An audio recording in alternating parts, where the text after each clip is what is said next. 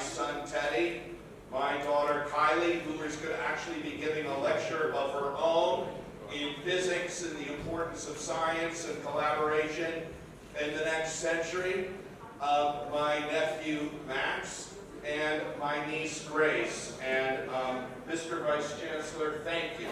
Thank you to the faculty of Dhaka University. Thank you to the students of Dhaka University for this invitation. A coming home, if you will. We feel very, very welcome. I believe Dhaka University is one of the great universities of the world.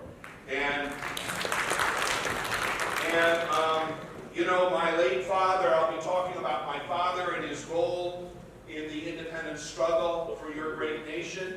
And he just loved artists. He felt that musicians and artists and actors made such important contributions to our lives and to our world, and he would have been so delighted with this incredible performance. Can I just thank the musicians? Thank you. As I mentioned a couple of moments ago, we got some more microphones up here. I thought one was enough, but evidently not. You know, you really honor my family here today by this kind invitation to come and walk in the steps of my late father, who visited this incredible university over 50 years ago. And when we had the opportunity to come to Bangladesh in recognition of your nation's 50th anniversary and in recognition of the U.S. government's 50 years of bilateral relations with the government of Bangladesh, we were so honored. And in fact, all my family wanted to come. But as you know, I come from a big family. I mean, there are hundreds of Kennedys, so only a handful of us were able to make the trip. So we're here today to make a very important commemoration and recount the unique role that my father played in the country's struggle for independence. My father told me that the welcome that he received here at Dhaka University was one of the most memorable, emotional, and proudest moments of his entire political life. And I also want to take a few moments and explore the lessons of freedom and democracy building that the United States and Bangladesh have learned throughout our long-standing partnership and friendship, and discuss the future challenges that lay ahead. As I mentioned before, the Kennedy family has always felt a very special kinship with the people of Bangladesh. And we've always admired the unique spirit and pride exhibited by your citizens who faced tremendous injustice, adversity, and bloodshed through your years in quest for independence and beyond.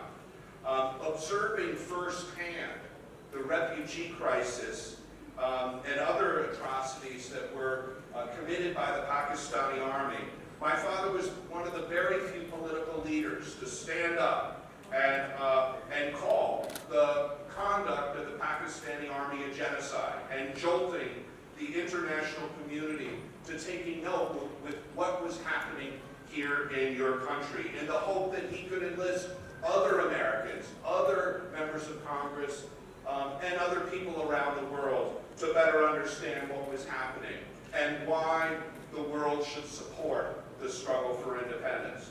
You know, my father spent his entire life in his political career. He served in the United States Senate for almost 50 years, one of the longest serving members of the United States Senate.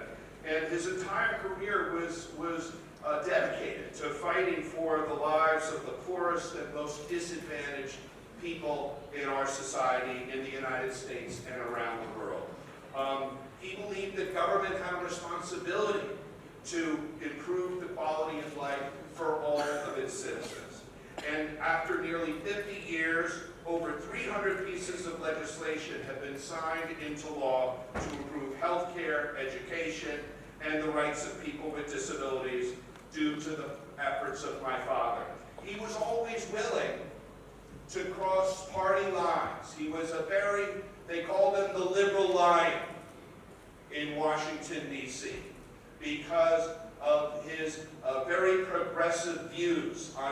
different issues concerning human rights and justice and equality, but he was the first one who would cross the political aisle and try to collaborate and make progress with his Republican colleagues, with whom he could identify an issue that they had something in common. He was always trying to find something in common with each and every person that he worked with in the U.S. Senate. And he had a tremendous track record of collaborating with people from across the political spectrum in the United States. He was a champion of human rights, not just here in Bangladesh, but in Chile and Argentina and Northern Ireland and South Africa, and of course with the plight of refugees around the world. He was the chair of the Refugee Committee in the Senate, which is what brought him to India in the early 1970s. And he sponsored over 130 refugee-related bills, always trying to use his influence, any media attention that he could get, because he believed in humanitarianism and justice for all. Now, his interest, as you heard, here in Bangladesh began when he visited the refugee camps in India, witnessing millions of people who fled this nation. You know the story of your nation. He stood in the muddy bank of the Kapathali River, watching boat after boat filled with refugees. And he burst into tears when he saw the young mothers in that camp holding their dead babies. And he heard firsthand how the West Pakistani Army had burned down houses throughout villages all over Bangladesh for no reason at all. And he learned about how the students here at Dhaka University were besieged by the Pakistani Army that invaded this campus and firing into halls, killing students, killing teachers, killing many people in front of their families and friends, and especially how Hindu neighborhoods were especially targeted for bombing. So he told us many of these stories while we were growing up, which is one of the reasons why we've always heard in the Kennedy family about the great nation of Bangladesh and why it's such an honor for us to finally be here to meet so many incredible people.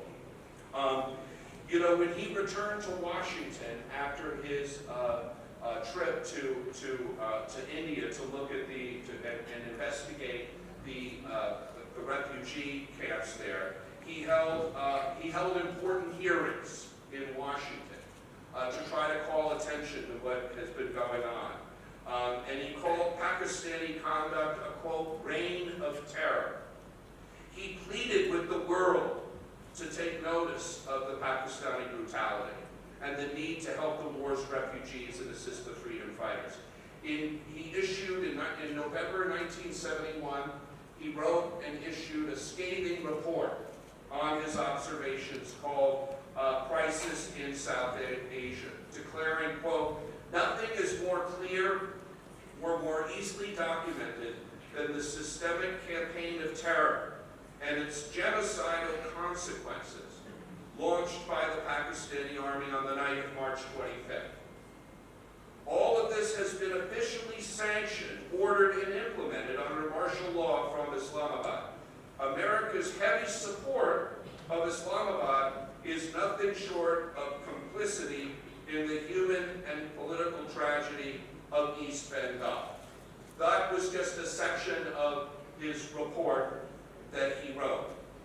And many of my father's assessments of the situation were also chronicled by the American diplomat at the time, Consul General Archer Blood, who many people here in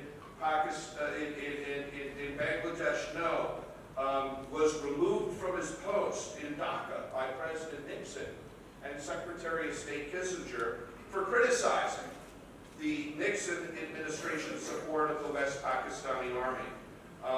And it now is what's known as the famous blood telegram, Mr. Blood sent the first ever quote-unquote dissent cable to the U.S. State Department from his post in Dhaka to protest the U.S. policy. And the Blood telegram is now an important reminder of the importance of dissenting views, as our ambassador just explained. The ability, and one of the great things about America is that you can stand up and say whatever you want and not be criticized for that. But yet that existed in this U.S. State Department at the time, the reluctance of Foreign Service officers to offer their honest assessment of what was going on. And now the U.S. State Department holds Consul General Blood in the highest regard and has a formal process now where the Foreign Service officers can send their unvarnished, honest opinions about what is going on throughout the world. And it wouldn't have happened but for this incredible, courageous Foreign Service officer. You know, one of my father's aides told me that when he was working with my father and Henry Kissinger, who of course was the Secretary of State, was supporting Pakistan. Henry Kissinger, my father, was walking down the hall with my father, and he said, "I just have a question for you, Senator Kennedy. I have a question for you." He goes, "What does humanitarian mean? I don't understand that." That's a quote.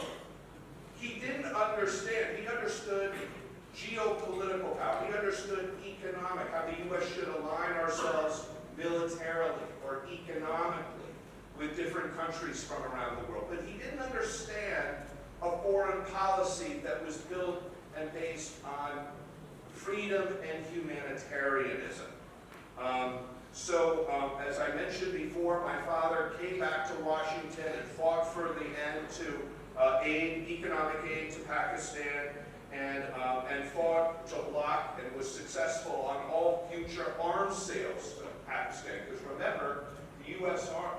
government was supplying the arms to Pakistan during this time. In response to a question by the New York Times about Sheikh Mujibur's continued house arrest, my father said, quote, "The only crime Mujib is guilty of is winning an election." Again, my father had a very keen interest in world affairs growing up. He understood that the partition that was created after the Second World War, where you had essentially two countries that were cleaved in half by the country of India, that there was only a matter of time before Bangladesh would become an independent nation. It just made no sense historically, socially, geographically, politically. So I think that obviously when Pakistan called for an election and Sheikh Mujibur surprisingly won, it was no surprise to anyone how threatening that was for many, many people. So again, my father came here to Dhaka University on February 14, 1972, and he was welcomed by thousands of students, so the press accounts say, and he, during his remarks, my father recalled what had happened on March 25th. He spoke about the rampage that happened here on this campus where thousands of students and faculty were randomly shot. He called on America to be on the right side of history. He drew parallels between the liberation movement in the United States and your country's liberation movement.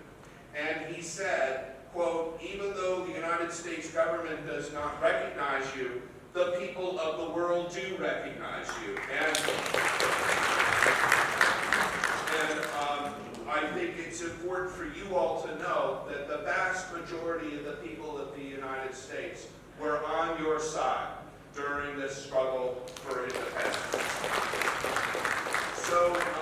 So as we reflect on the 50 years that have happened since that time, it's clear that the partnership between our two countries has been a remarkable success. And Bangladesh and the United States are key partners in the world. The Bangladeshi economy, as you know, has expanded dramatically, and the United States really views a lot of these initiatives in agriculture and climate change, food security, global health, and we applaud your commitment to global peace as the largest troop contributor to UN peacekeeping operations. We know that your nation has gone above and beyond in hosting refugees from other countries, namely Myanmar and the 1 million Rohingya refugees who have escaped their own ethnic cleansing. And we thank you for the generosity and openness with which you accommodated the people. And we also thank you for your role in trying to get our world, our governments, our people to recognize the devastating impacts of climate change. You obviously have a country that is very susceptible to climate change and global warming, and we thank you very much for your leadership in wakening up the rest of the world to this incredible catastrophe in the making. So when I think about how would my father likely view the future of U.S.-Bangladeshi foreign policy, the way I think about it is what kind of country, what kind of world did my father fight for when he was alive? Now, I just want to say that America, we've had our growing pains too. Our democracy is the oldest in the world, and you know what? We face many problems today. We've got tremendous income inequality. We face racial issues. We have homelessness. We have a lot of issues in our country that even though we're the wealthiest country in the world, we still have tremendous societal problems, and many people still haven't achieved social justice. But my father spent his life fighting for the rights of people who've been left out and left behind. He had fought against government censorship and restrictions on freedom of mobility and assembly. My father fought against voting fraud and spent his life promoting free and fair elections. He tried to make it easier to register and vote, not harder to register and vote. And there's elements in American society today that is trying to disenfranchise millions of people, making it very, very hard for people to vote by putting up all these barriers that will prevent them from going to the polls. And you can only ask yourself, why would somebody want to do that if they weren't confident that they could win an election in a free and fair way? He also believed that free and fair elections are impossible to achieve without a free press. And, you know, he was obviously in politics for many years. Do you think he liked all the things that were written about him in the newspaper as a politician? Of course not. Of course he thought that the press were at times unfair and inaccurate. But he believed in the freedom of the press. It's called the Fourth Estate in the United States. Because he thought that even though he himself was repeatedly unfairly criticized, he thought that a free press was important for a fully functional democracy.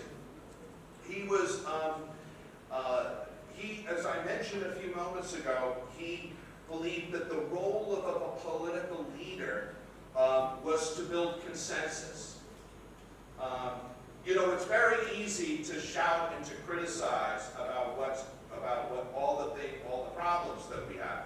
It's another skill, and I think that the true skill of a legislator is to be able to find compromise and consensus, because my dad was very concerned about the concentration of political power in a single political party. He didn't think that was good for a democracy.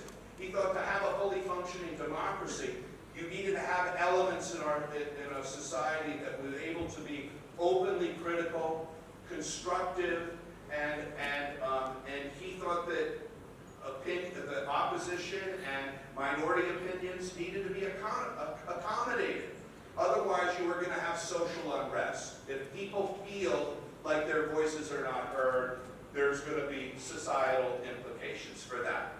And so he was always trying to improve communication between the Democratic and Republican Party, and dialogue and understanding each other's points of view and differences, and understanding really what the real issues were. He was the leading voice in my country to outlaw discrimination against gay Americans and to change our laws that made homosexuality a crime. We thought in the case of, again, income inequality, and also he believed that it wasn't just unfair, but it was also destabilizing for a democracy. And so he was the leading voice in the U.S. labor movement and fought against restrictions on union organizing and collective bargaining. He believed that workers of the world should have more control over their own pay and working conditions and work schedules. And he sought justice for those falsely arrested by police simply because of their political views or other backgrounds. And he led the fight in the United States against police brutality and to strengthen laws that allowed citizens to actually sue police departments, to hold individual officers, police departments in their cities civilly and criminally liable for the use of excessive force. These were the things that my father believed in. So when you think about what makes the key ingredients of a successful, sustainable democracy, he believed that you needed to stand up for freedom and civil rights in the United States and around the world. And his foreign policy was based on this concept of humanitarianism. That concept that Henry Kissinger found so difficult to try to understand was actually the key cornerstone of my father's view on foreign policy.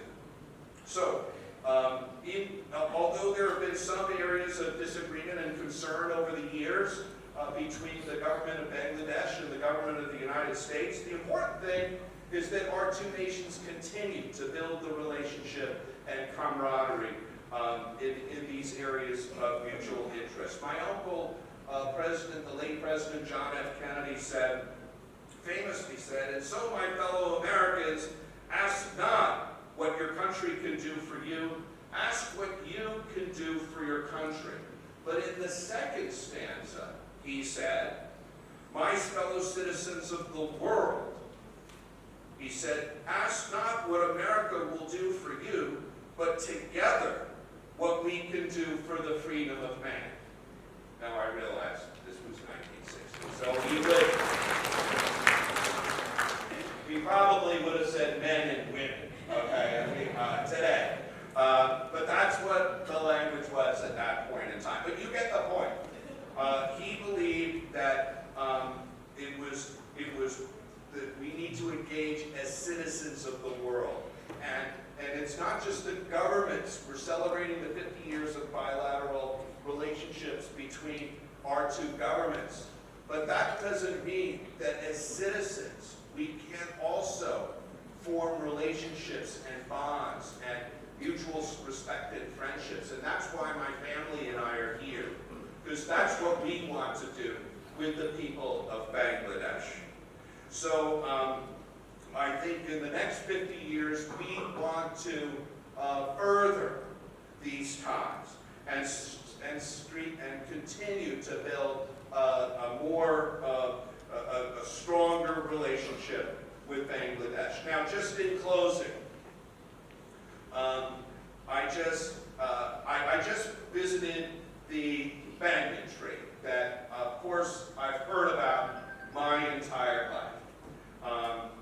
The one that my father planted when he was here in 1972. He wanted to come here and plant that banyan tree to replace the one that the Pakistani army had come to this campus and they'd blown up the tree. They blew up the tree because it was known to be a popular student gathering place, and they knew that the campus, the Dhaka University, was a hotbed of rebellion and independence. And where a lot of these dissenting conversations just happened to take place was right underneath the banyan tree. So, of course, my father thought, we need to do something about that. Because as I just mentioned to you, he thought that political discourse and dissent and conversation about how we can build a better country was a critical part of democracy. So he hoped that this new tree that we just visited, it was a very powerful and emotional experience for me, and I know it was for, I felt my father's presence when I was underneath that tree. And he hoped that tree would become a lasting symbol of friendship between the people of the United States and the people of Bangladesh, as well as a tribute to the Bangladeshi struggle for freedom and independence. And so 50 years later, that tree still stands. And it's a beacon of resilience, and it's a beacon of hope. And I think the U.S.-Bangladeshi partnership is kind of like that tree. It has weathered storms, and it has grown strong and broad. That's right, you can applaud. My father so admired the courage of the Bangladeshi citizens and your commitment to democracy. In planting the tree, my father said, quote, "The real foreign policy of America is citizen to citizen, friend to friend, people to people, foreign bonds of brotherhood that no tier sense. We are all Bengalis, we are all Americans, and we all share the great alliance of humanity." So let's work together to realize the many great opportunities that the next 50 years of our partnership will surely bring. Thank you again for inviting me to be your special guest here at Dhaka University.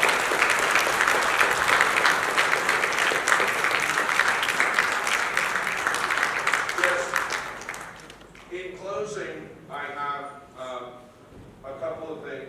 Mr. Vice Chancellor, I have a gift that I brought to you from the United States. From the United States Senate. These were my father's favorite cufflinks that he liked to wear. So hopefully, if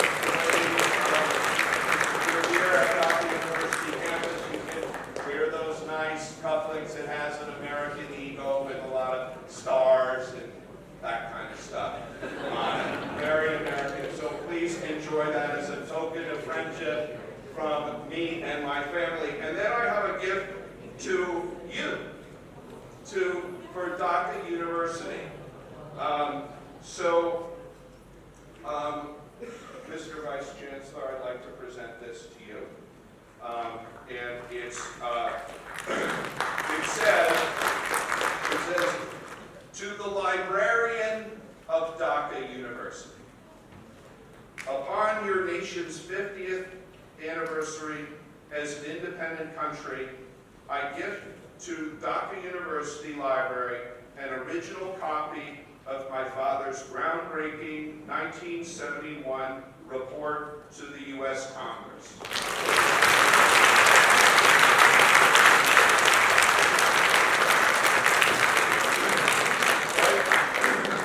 Crisis in South Asia, that's what the report was called. Crisis in South Asia was his personal account observations and conclusions of West Pakistani atrocities against the people of Bangladesh and made the case for U.S. recognition of the independent nation of Bangladesh. He hoped that his advocacy would prompt other nations to support the struggle for freedom, independence, justice, and democracy.